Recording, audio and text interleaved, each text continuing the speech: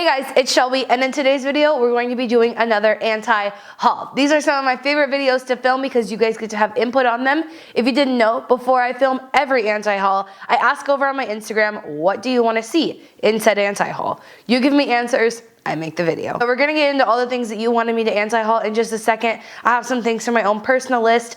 I won't make this intro too long because so many of you complain, wow, it just got bright as hell in here. Anyway, like I said, I won't make this intro too long, but I do want to give a huge thank you to Compassion in World Farming for sponsoring this video because we're going to be talking about a very important issue they are currently working on that they want your help with. All you need to do is click the link in the description to find out more, but we'll talk about it shortly. All right.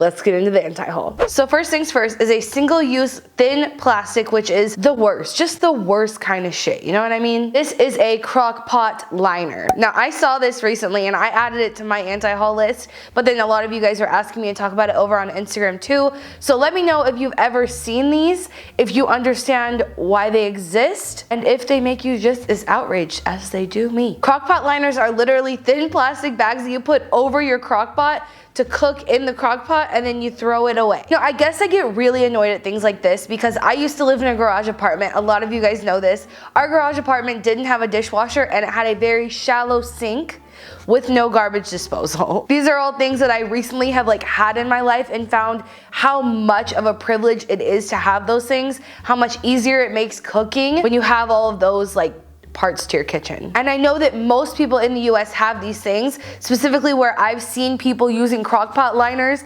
have all of these things. So for me, I don't understand why it's literally as easy as using the appliances in your home, like a dishwasher, to instead spend money to buy plastic liners and then throw them away. And listen, I try to think about this from all aspects, right? I try to think about it as, obviously this is a bit of a time saver, I guess, so that you don't have to do as much cleanup. But then I also try to look at it as, but you're wasting money for the people who don't care about waste, don't care that much about time, but care about saving money. Obviously, it would be cheaper just to not buy that plastic liner and then waste it. And it's obvious if you care about the planet and our current plastic crisis, you don't need to be adding unnecessary plastic to the world or using single-use plastics like this. It's completely unnecessary and just very wasteful. So I'd like to anti-haul them because I don't think we need these. I don't think they're a necessity. I think they're very wasteful, waste money, waste resources, add to plastic pollution. So I'm going to go ahead and anti-haul crockpot liners. It also just seems sketchy to me, by the way,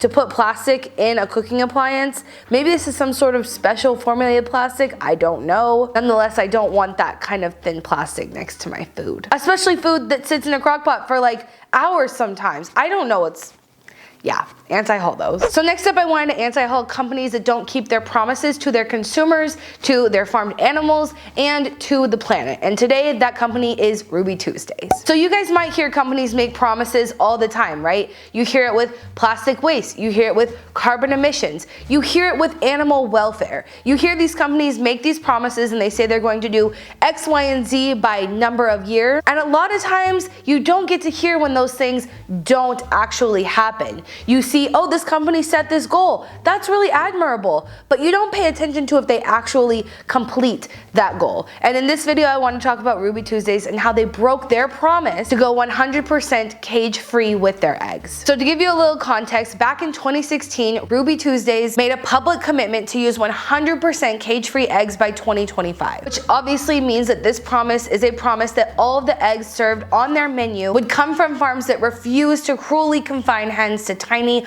wire cages, also known as battery cages. I won't show you these images because personally for me, I don't feel it's necessary to maintain an ethical lifestyle. I know for some people it is. If you've never seen what battery cages are, I encourage you to look it up and not be ignorant to the fact that these animals are living in horrendous conditions. But the hens in battery cages are crammed in with 4 to 9 other birds and have only about an iPad's worth of space to move around. And that means they can't express all of their natural behaviors that beautiful chickens are meant to do. They can't even stretch their wings. wings. So essentially they can't be birds. At this point, it's 2020, and I honestly don't understand the need for these sort of cruel conditions. So recently I found out from Compassion and World Farming that Ruby Tuesdays went back on this promise, and I was very frustrated and thought that this would fit perfectly into an anti-haul. At one point they had actually reported making some progress on these cage-free goals, but without warning, last year they fell silent and stopped reporting entirely. They basically shut out Compassion and World Farming and stopped communicating. Things got even worse when they removed their cage-free commitment from their website,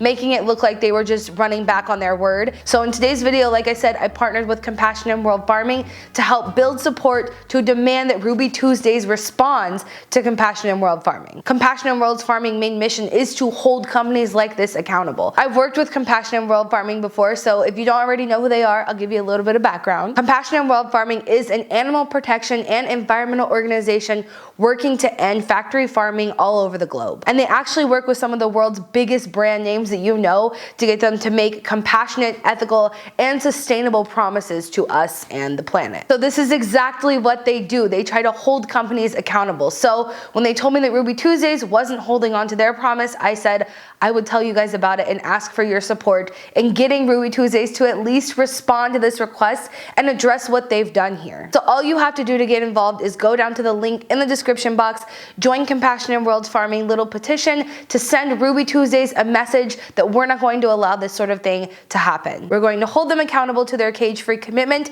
and we want to see them actually go through with the promise that they made. Getting involved in this is completely free and only takes 1 minute of your time, so I'd highly appreciate it if you join me and Compassion and World Farming in making sure Ruby Tuesdays actually keeps their promise. These animals deserve much better than being confined to little cages, and if we can get companies as big as Ruby Tuesdays to make this promise, we can help those hens bust out of those cages. So I would love it if you support this initiative, and I'm going to go ahead and anti-haul companies that don't keep their promises like this, get away with the PR benefits, and then don't actually follow through. I'd like to anti-haul all of those people out there. Okay, on a little bit of a lighter note, we've got another thin plastic thing that doesn't need to exist. I get really frustrated by all of these things, and like, I understand that you do too. Eco-anxiety is totally a thing, but I feel like for me it helps to relate to other people out there who are really frustrated by the thin, wasteful plastics or the companies who don't keep their promises. For me, I just feel like channeling my frustration here makes me a much better activist one-on-one with people, if that makes sense. So yeah, the other thin plastic thing I wanted to anti-haul are those little things that they put on your windshield wipers when you go to a car wash. So my mom has had like a car wash unlimited pass for as long as I can remember, since I was a kid, and they put these little thin plastic like coatings over your windshield wipers on the back of your car. I don't exactly know their purpose, but I see people driving around with them all the time, and all I can think is that little thin plastic is literally whipping around in the wind as these people are driving, and it's just going to come off of their car and end up in the ocean. Someone tell me what the purpose of these things are, because I genuinely don't understand it. I've seen some car washes use just like paper tape, which even then seems like people are gonna forget to take it off of their car and actually put it in a trash can where it belongs. Does it even belong in the trash can? I'm confused about it altogether. I mean, do we also even need to get into the fact that car washes in themselves are pretty wasteful because it's a lot of wasted water? I don't know, but maybe like stop putting trash into the environment intentionally.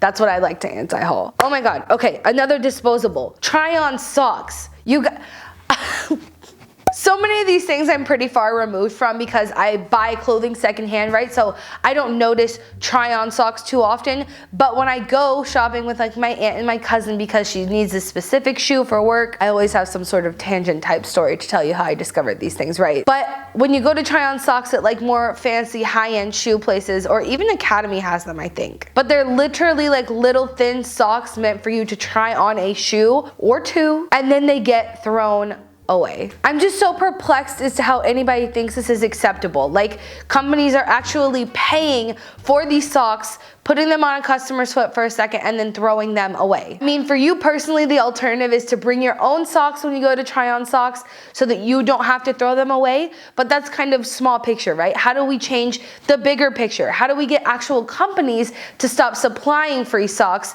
that are just throwaways and maybe have ones that they can wash and reuse? I don't know, but I'm so frustrated that waste like this exists, where it's a very clearly single-use item that is so wasteful to create that item and then to turn around and throw it away after minutes of use. Honestly, sometimes it feels like people in the US are just like germaphobes and clean freaks that they couldn't fathom using a sock that has been worn by someone else but was washed, because I feel like that's the obvious answer here. But yes, I digress, and I anti-haul the single-use sock. So this next thing is something that was recently relevant because the Super Bowl just passed, and I don't know if a lot of people know this. I think it's kind of common knowledge because it was going around a lot a few years ago, but did you guys know that the way that Super Bowl merch comes out that night when the team wins, the reason that happens is because those merch items are already made. Companies mass print these Super Bowl shirts so that as soon as the game is over, people who are there can buy it, people who are in the city can buy it, and you can buy them online.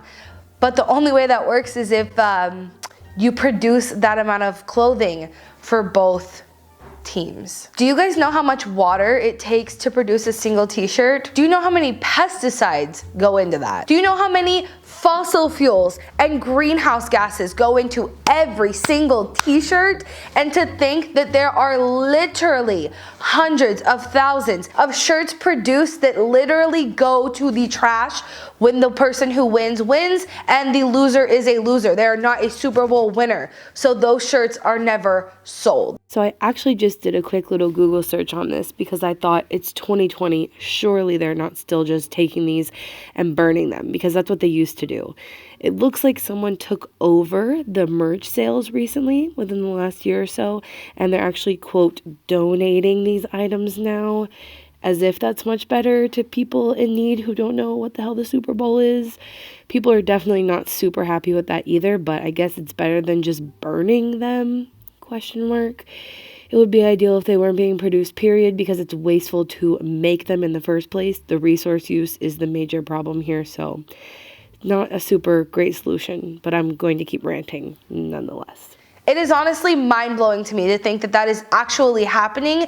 It is really hard to conceptualize that much unnecessary waste, but it happens every year. And I don't really know what else to say about it other than we have to start thinking of our resource use as something that is finite, because the amount of resources on this planet are finite. Cotton itself is a renewable resource, right? But the thing about cotton is it takes a lot of pesticides to grow. It's one of the most pesticided crops in the world. Those pesticides pollute our waterways, and when our water is polluted to the point where we can't get potable water from it, then we don't have enough water on this planet for the demand that will come in the future if we don't take care of our resources now. Not to mention the nutrients in the soil needed to grow cotton, they're not renewable, and there are actually already areas of the world who are struggling with not having enough nutrients to grow nutrient-dense food. So we cannot treat Super Bowl merch as an unlimited resource, because our resources on this planet are not unlimited. We live on a finite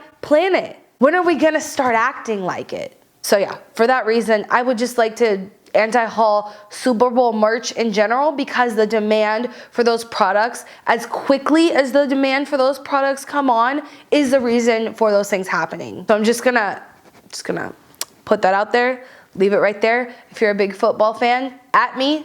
I think it's ridiculous. All right, last things last, and something I'll leave you off on this video with that I might have anti-hauled before. I definitely have anti-hauled a lot of these things individually before. But it is the little gimmicky gifts you can get around Valentine's Day.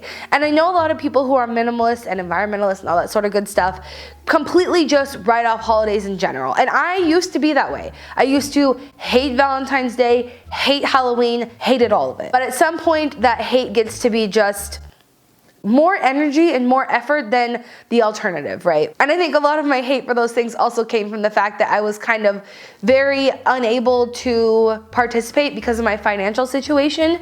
Recently, I've been able to get a lot more of a good grasp on my finances, so this will be the first year that Madison and I are actually exchanging Valentine's Day gifts. So I'm not going to anti-haul the entire holiday altogether. But I do think a lot of the gimmicky gifts are very wasteful because they're things that people don't genuinely want or care about, and they're the types of things that end up as waste anyway. You know, things like little gimmicky stuffed animals, even fresh cut flowers a lot of times take a lot of resources to grow and then to ship all across the country. It's just a consumeristic holiday all in all. So if you're not careful, it can quickly become very unsustainable. But I have a blog post where I talked about all the sustainable things that I think you could do for this holiday. If you're interested in that, I'll have it linked below. I personally am very excited because I bought, this is coming out a couple days before Valentine's Day. Madison, if you're watching right now, click off because I'm about to talk about what I bought. But I got some chocolates for her that come in completely compostable packaging, ethically made in California. I got her an ethically made set of underwear because I bought her one pair by this brand called Tomboy. They're really a cool brand. I really like them. But I bought her one pair for Christmas. I wasn't sure if she was gonna like them, and turned out she loved them and has been talking about buying them for herself.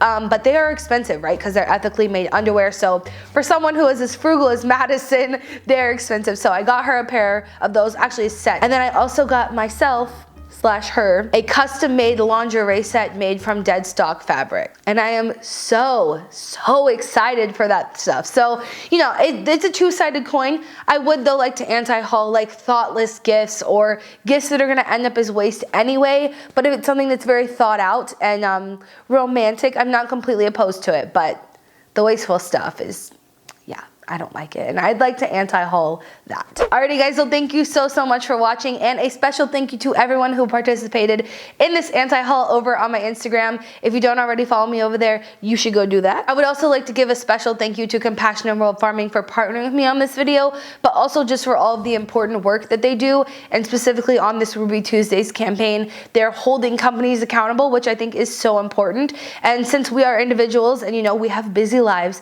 it is important, I think, to have organizations like them on our side who can advocate for us and for the planet. So if you didn't already click the link and get involved with that, I would highly appreciate it if you do it before you click off of this video.